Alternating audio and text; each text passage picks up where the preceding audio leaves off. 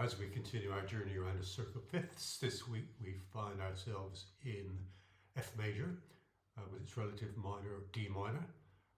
So what I'm going to do today is, I remember a story my teacher told me about a very accomplished classical pianist came to my teacher and said, I want to learn how to improvise.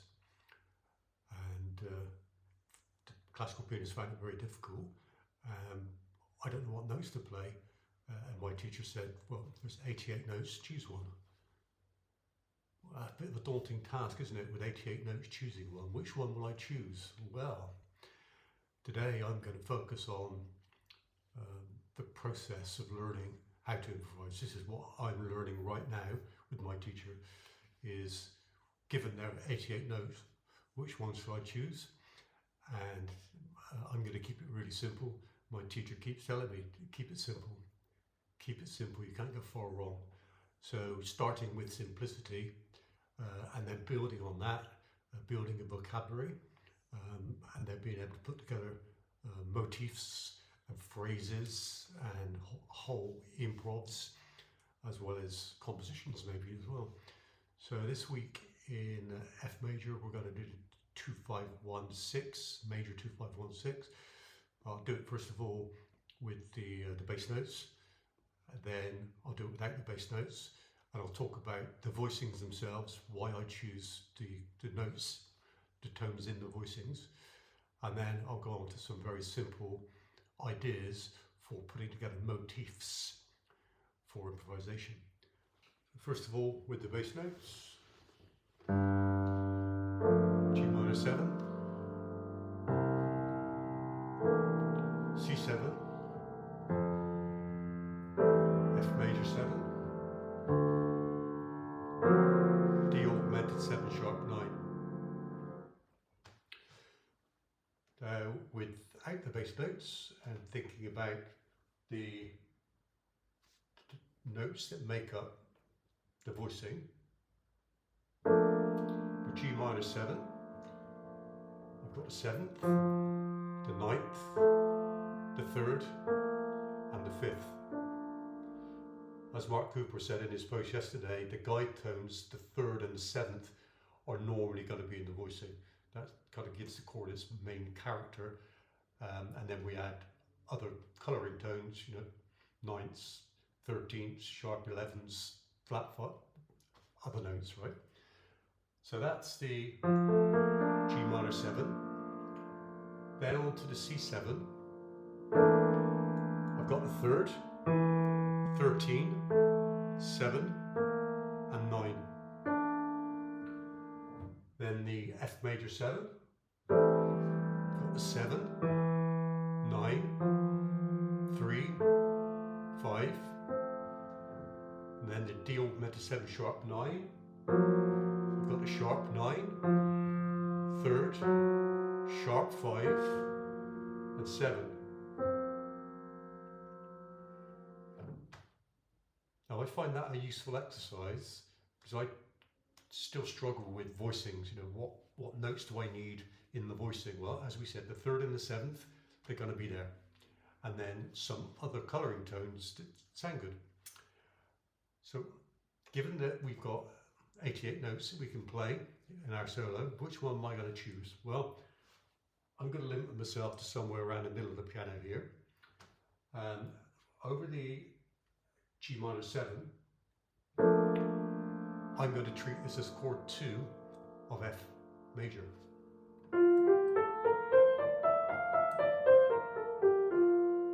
So I'm going to be selecting notes from the F major scale for that chord.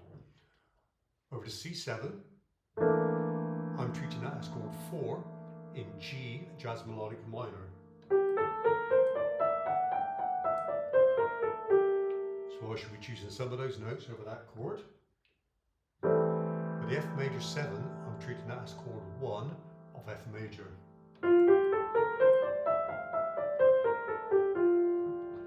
And then for the D augmented 7 sharp 9, I'm treating that as chord 7 of E flat jazz melodic minor.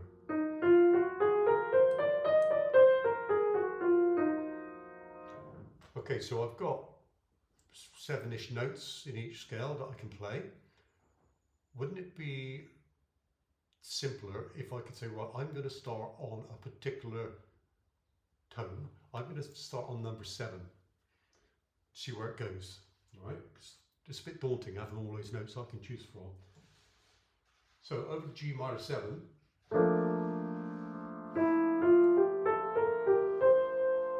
Oh, come on. Sounds reasonable. Starting on 7 in F major, remember? Note 7 of F major. Sounds okay. I'll write that down. That's one idea for a motif. And then I'll go to the C7.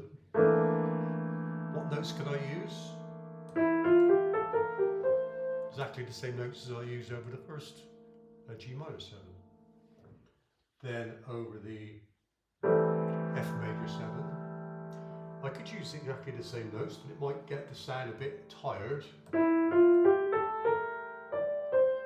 Change it a bit. Then over the D all minor 7 sharp 9.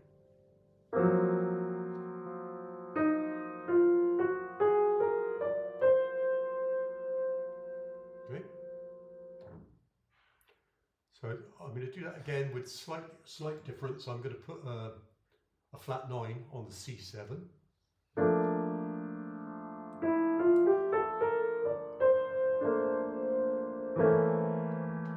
Now I'm treating this as chord 1 of C diminished. So I'm going to choose some notes from C diminished. Oh, I quite like that.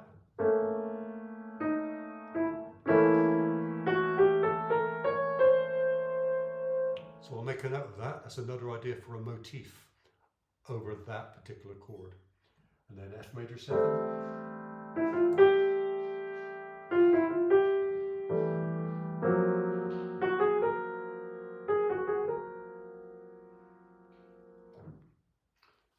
Okay, so that's just some ideas on which notes to start with effectively.